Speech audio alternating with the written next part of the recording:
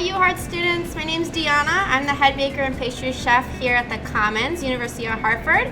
We thought you might be missing us today and the amazing desserts that we put out for you guys weekly, so we are gonna make one of your favorites so that you guys can make it at home. We're gonna have recipes for you that we're gonna post with our video today, so you guys can follow along and make this at home.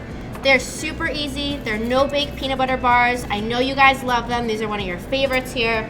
You guys can even make these in your dorms when you come back on campus later this year, so this is a great recipe to keep. So we're gonna start by, we have 3.5 cups of graham cracker crumbs.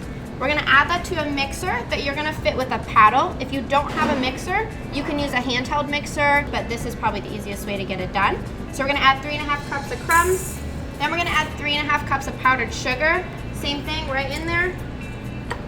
We're gonna turn this on, we're just gonna let it mix just until it's incorporated. So while that's mixing, I'm actually gonna take this butter. We have 1 pound of butter, a lot of butter, so 4 sticks for you guys at home. We're gonna melt it and then we're gonna add it right into the mixer.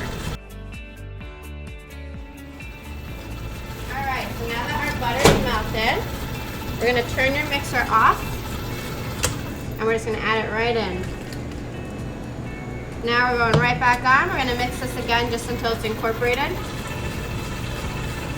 All right, once it's all mixed together, we're gonna turn it off again. You're gonna take your peanut butter. We've got 2¼ cups of peanut butter. You're gonna dump this right in. And just give it a quick mix. The best thing about this is you cannot overmix this. This is very simple ingredients, so it's perfect for people if you've never really baked at home and you wanna give this a try. This is a great starter recipe. So now what we're gonna do is we're gonna press this into our pan. This dough has to sit in the fridge for about at least an hour just to set and get that butter really cold again. And then we're going to be able to top it with our melted chocolate. We're using a half sheet pan here. You probably will not have one of these at home, but if you have a small cookie sheet that's about this size, that works. So you're going to take some cooking spray. You're going to spray down your pan just to get it to stick. We're going to take aluminum foil. We want it bigger than the pan itself so that it overlaps the edges. And you're kind of just gonna press this right into your pan and just fold over the sides. Give it a quick another spray just to make sure nothing sticks to it. And now we can take our batter and we're gonna add it right into this pan. Just take a spatula, anything that you have, and you just kind of want to smooth it out into every corner. You want to make this as even as possible. All right, so once you've got it in there, go back and forth over it, make sure it's nice and even.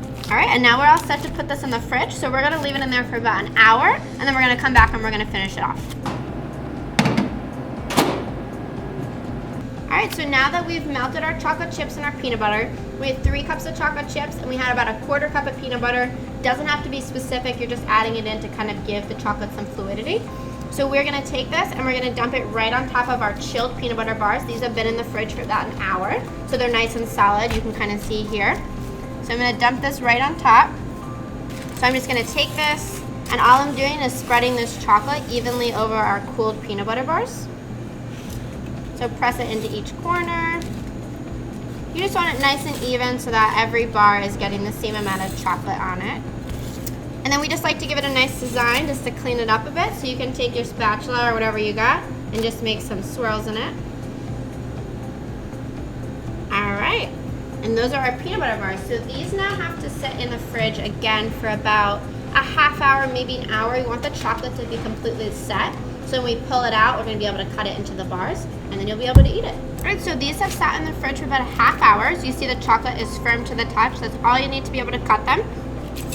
So before we had the tinfoil overlapping, so you're gonna kind of loosen that up on the edges and you're gonna be able to lift these bars right out of the pan. It's gonna make it a lot easier to cut.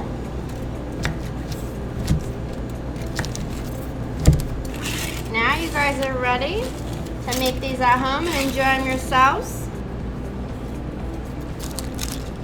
So thank you for joining us to watch us make these peanut butter bars for you guys. This recipe is going to be posted along with this video so you guys can follow along and you can make these at home for your friends and family. You can follow us on UHART Dining. We're going to be on Twitter, Facebook, Instagram, and you can find us on YouTube. And stay tuned for more videos to keep you guys interactive during the week. Thanks guys.